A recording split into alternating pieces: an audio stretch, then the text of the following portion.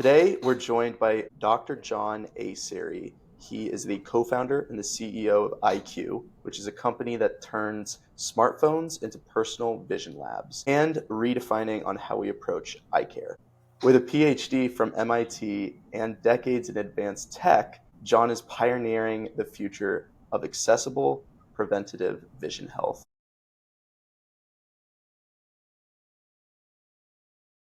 John, pleasure to have you on the show today. Eliot, a pleasure to be here. Thank you for inviting me. Well, awesome. Of course. You and I have talked a little bit about your story, but share your journey within eye care and kind of graduating from MIT and deciding to lean into tech. Sure. I have a long history, so I could go on for hours with that, but I'll make it short. Academically, I was a physicist, always a scientist at heart. So if you ask me, what are you? I would say, yeah, I'm a scientist, although I've been in business, aerospace, government, all of these different things. I'm at heart a scientist.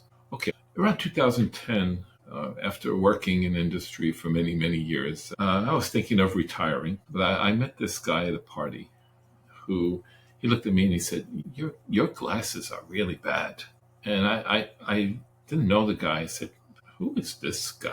And then someone told me, oh, do you know him? He started the largest online eyeglass company. So we started talking, and over the years, we became good friends. So this was 2010, and we're talking 15 years ago. We ended up forming a company. We talked about this idea of being able to do vision tests from home, because what this fellow did, and his name is Tibor Laxe, he's a great man. He basically revolutionized the industry because he said, we can provide high quality prescription eyeglasses without you having to go to the optical store and get it fitted exactly. If you have a prescription, you can go in, we can give you these eyeglasses for an order of magnitude less money. Order of magnitude. So he started selling glasses for $6.95. The average pair of eyeglasses in the United States, prescription eyeglasses, costs on the order of $300. So this is called disruption. His business took off. He formed this company called Zenni Optical.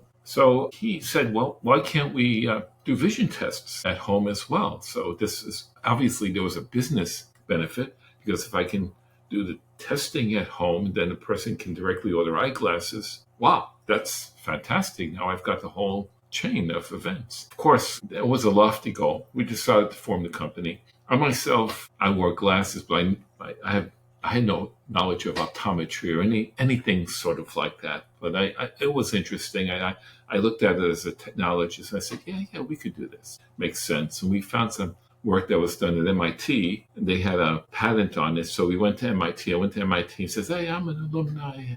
Would you like to license this technology? They said, oh, sure. And then we gave them a lot of money, and they said, absolutely. Go for it. So we did that. Tibor was well off. He funded the company. So we didn't go down the typical VC route where you end up giving these 2-minute elevator pitches. And this is not something I'm very good at all. So I was just able to focus on building the stuff, hiring a few good people. Lots of lessons learned in starting up a company, any company. But I was extremely fortunate with the people that I hired. And within a few months, we had a prototype. Within a year, we got this device out. And basically, the device is something that it looks like this.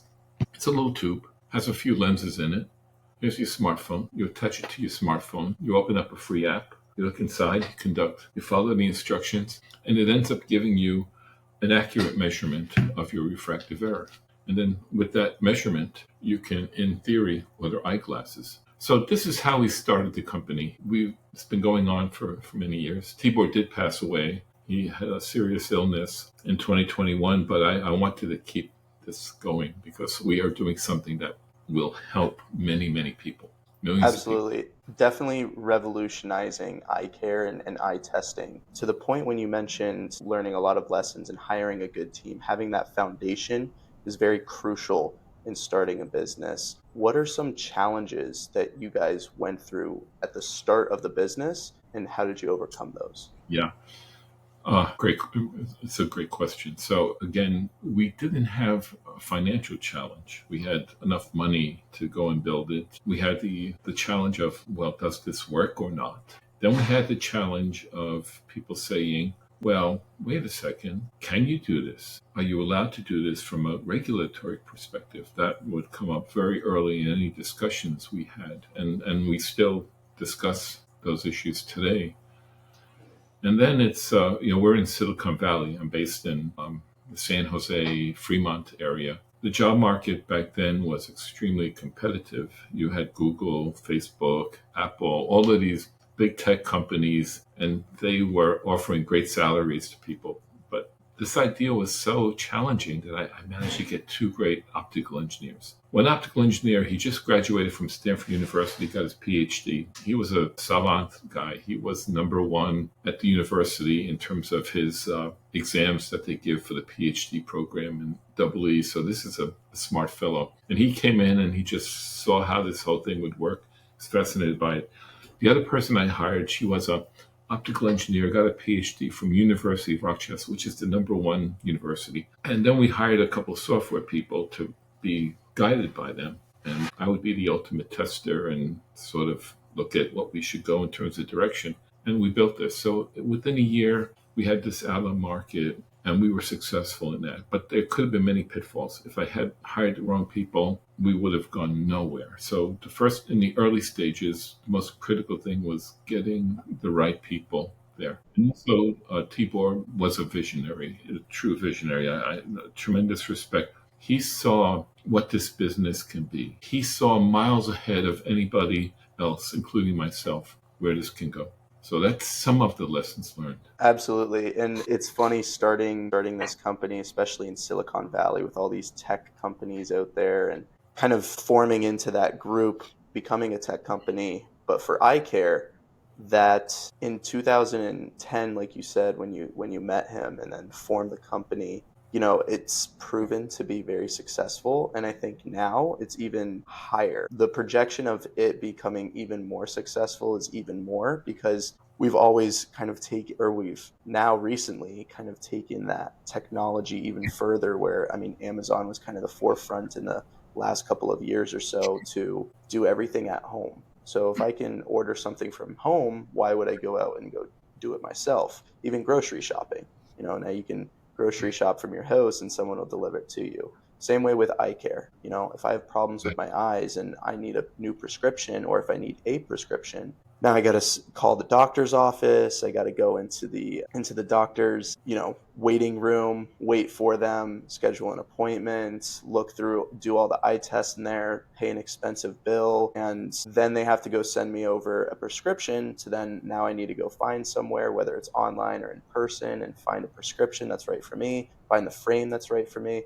And you guys have very simplified and personalized this entire process with technology. And so I think there's definitely even more room to grow. And you guys have kind of pioneered that way within the eye care. Yeah, Yeah. you've said so many valid points. Let me make a few things. The virtualization, the internet over the last 20 years has been to virtualize things we used to do face to face, or we would go to the bank and deposit a check. Online dating. I mean, back then people used to actually, meet people, someone from down the block or someone in your church group or whatever. You would meet them and that would be that. Now you're in a dating online and it just changed everything. And that's happened. And Amazon is a great example and it's had a profound effect. The eye care business and medical in general is slow to adopt. And there's a good reason for that. That is number one, you have to really ensure the safety of people. So there's a lot of regulations out there. And in the optometry industry and the ophthalmology, and let me say ophthalmology more than optometry, is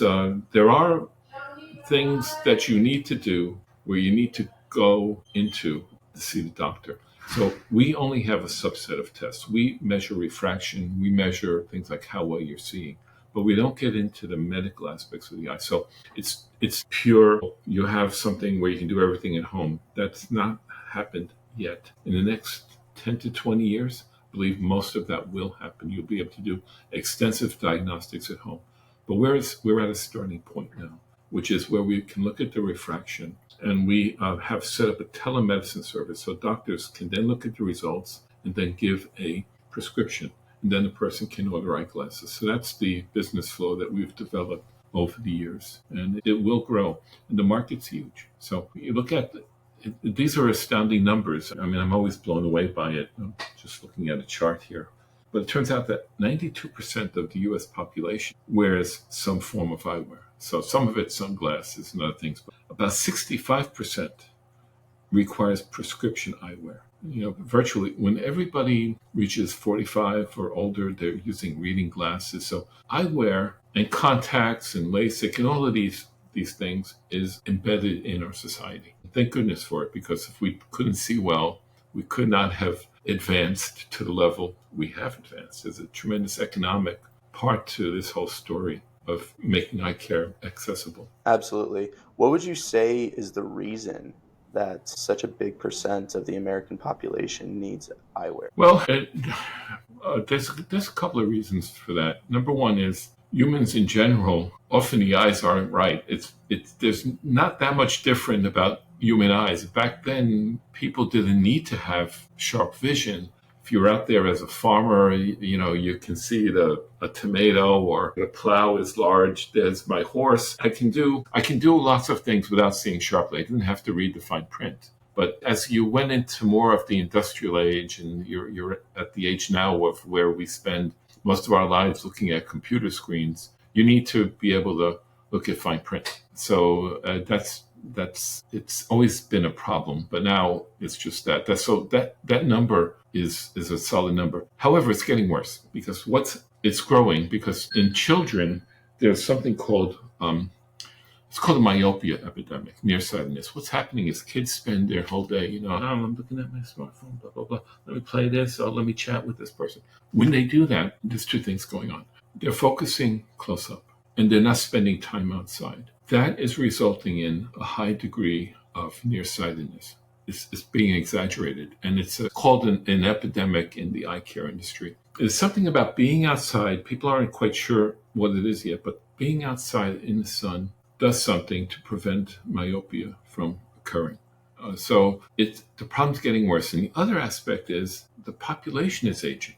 So as people get older, like the rest of your body, the eyes kind of start to go. So you've got problems with retina, you have problems with the lens of the eye. People have to have cataract surgery. The fluid in the eye clouds up with age. The retina can be damaged by, the blood vessels can be damaged by diabetes and other hypertension, other effects. So the aging population and the use of smartphone devices has made a bad problem even worse. And that's why 65% of the population in the U.S. needs some kind of prescription eyewear at this point in time.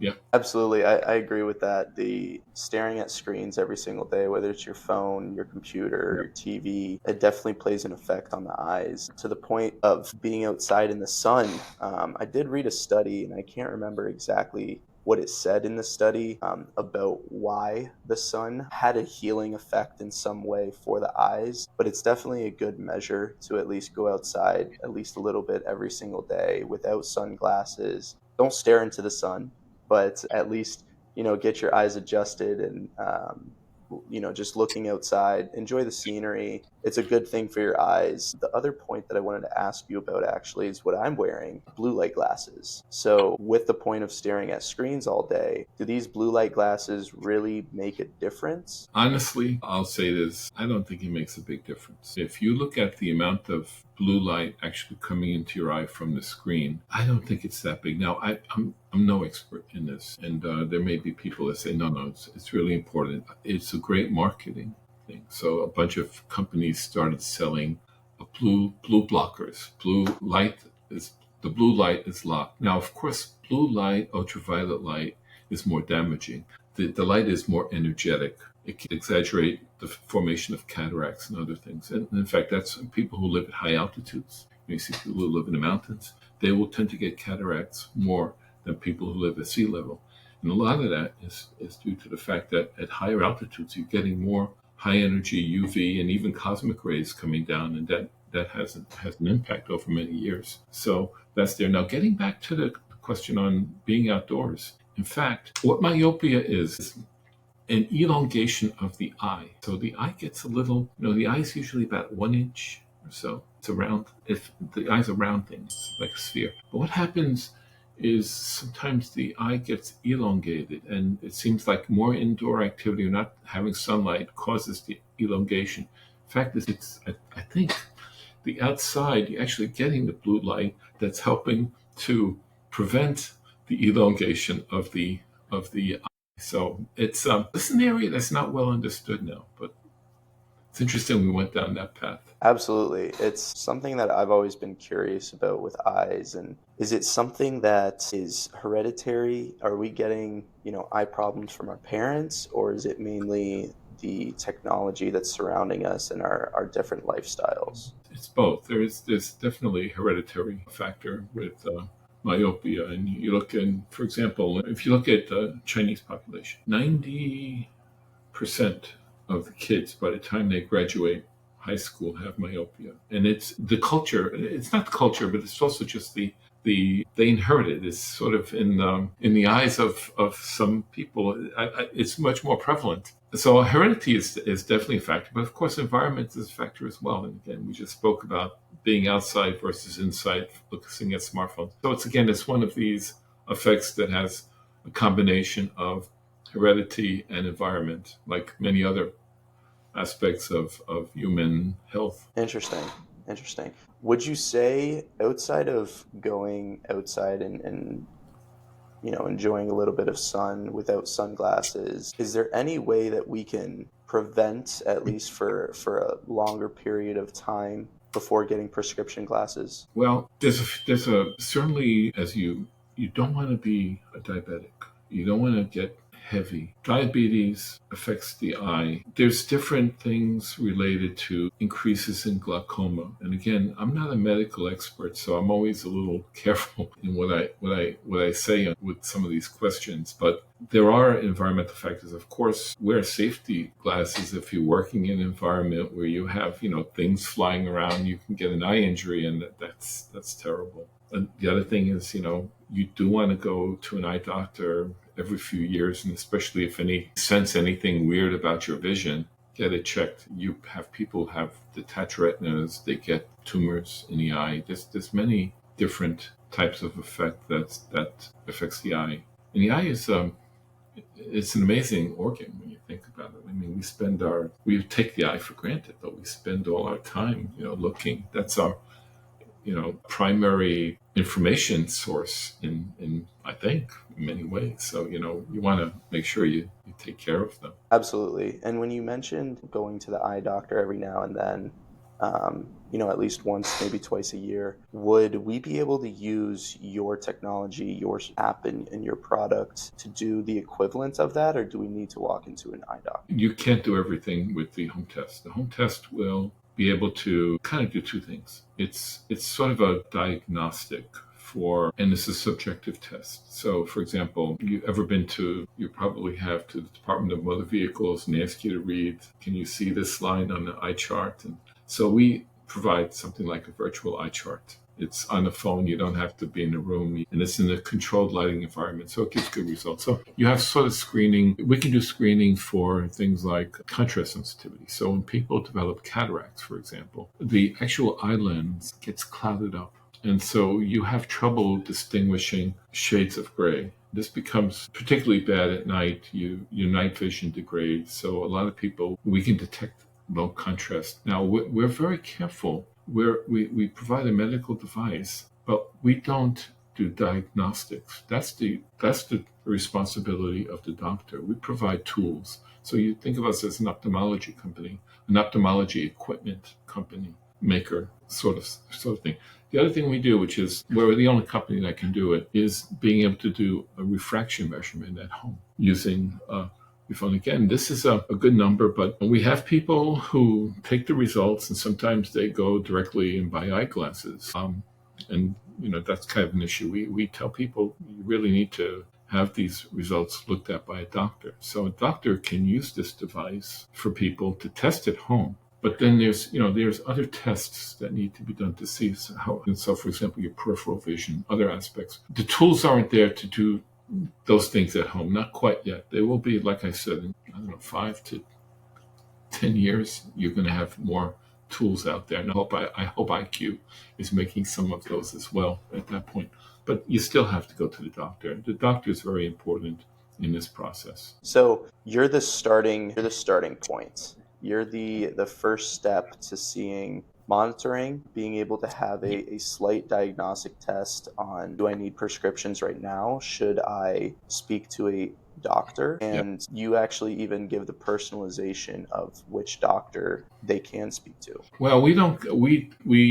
There's one thing that the laws in the U.S. are with respect to telemedicine. If you are giving a prescription or some advice by telemedicine, the patient needs to be in the same state as the doctor. And there's actually some states that don't allow telemedicine at all. 37 states do. And, this is an area that's continually evolving. When COVID came, there was a big change. There was a big support for telemedicine services because people couldn't see an eye doctor given the quarantines going on.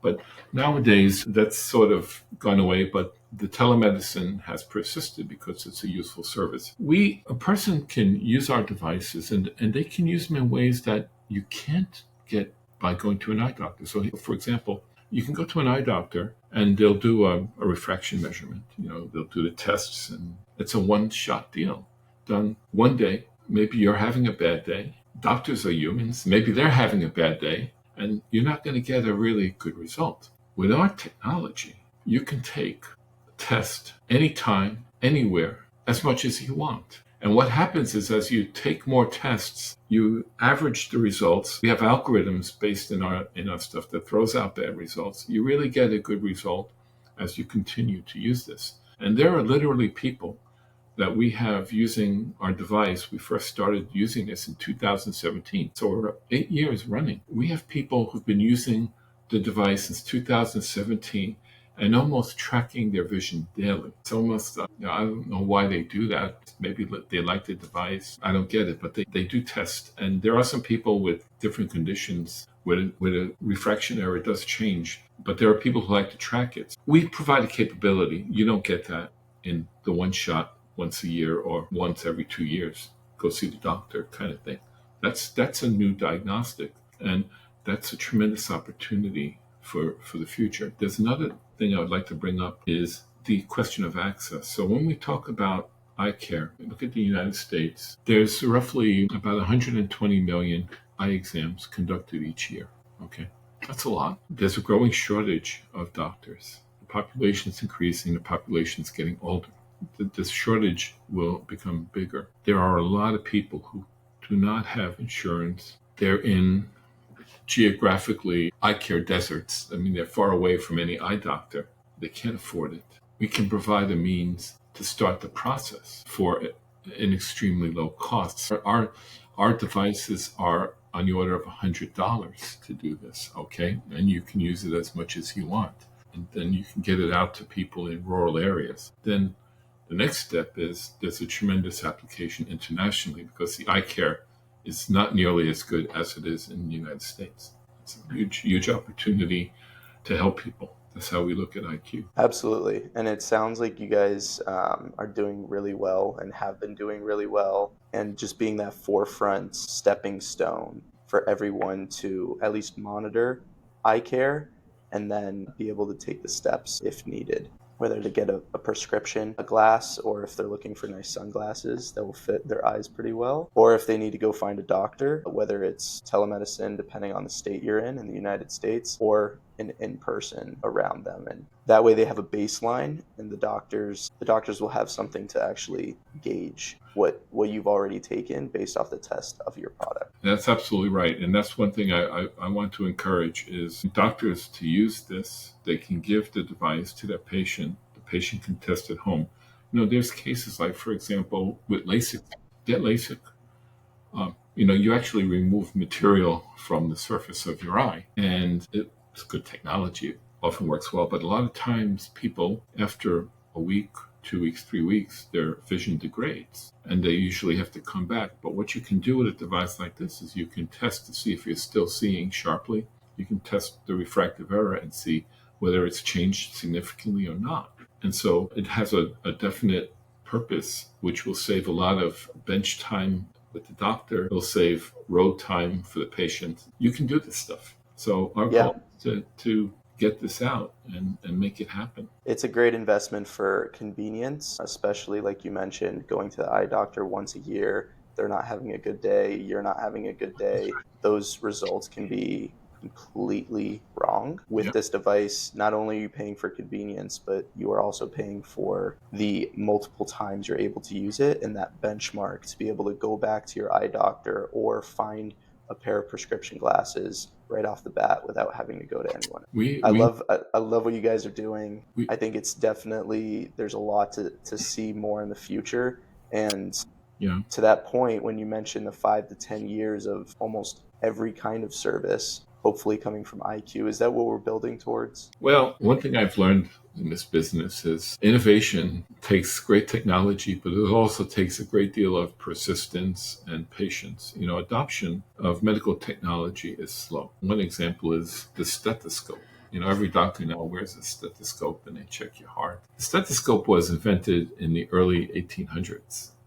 Didn't really come into use, full acceptance, until sort of the early 1900s, something in that time frame. And this is something that IQ faces, and all these companies. Well, actually, no one else is really working in the exact space IQ is right now, but it will take time for doctors to accept it, to make use of it, and also for the general public to know about it. Because if I go to the general person on the street and I say, hey, do you know that you can take a eye exam with your smartphone and get good results? They go, what? Are you crazy? So that general acceptance, that's going to take time as well. So I've come to realize this is not a short-term game. It's not about a get-rich-quick game either. It's not that. I'm really here, and the whole company, we're here to try to elevate iCare. That's really what we're doing. If you go to our website, we have a tremendous amount of content, tremendous number of different services that we provide to people.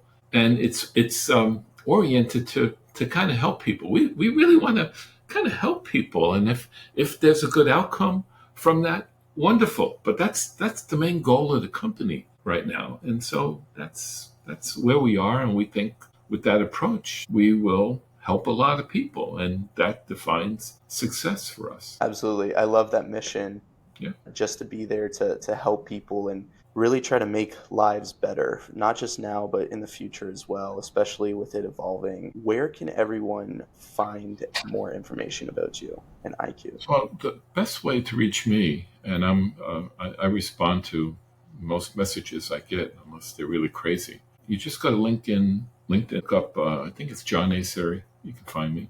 The other thing is to go to our website, iq.com.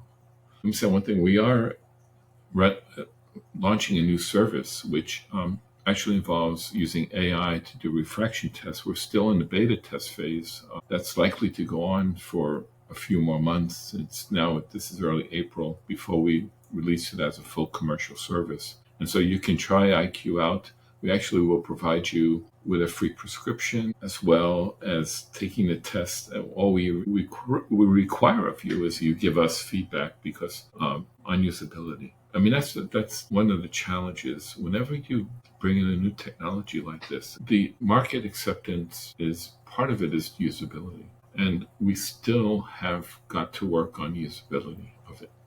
We're not 100% there yet. We've made tremendous strides in the last couple of years with it, but that's part of the process. The technology will get accepted as it gets better, and it will get better. Like it sounds Yeah. like for sure. Yeah. And there's some exciting things coming for IQ with the AI integration. Yeah. So if anyone wants to look for more information from John or for IQ, I will have the links down below in the description. Go check them out. Go get your eye test from home as many times as you want. And then if you need prescriptions, like John said, you can get a free prescription when you sign up as well. For the beta. John, for the beta test. John, I appreciate your time today. It was a pleasure to have you on the podcast. Hopefully we'll get to do it again soon. Thank you, Eliot. Pleasure is mine as well. Thank you.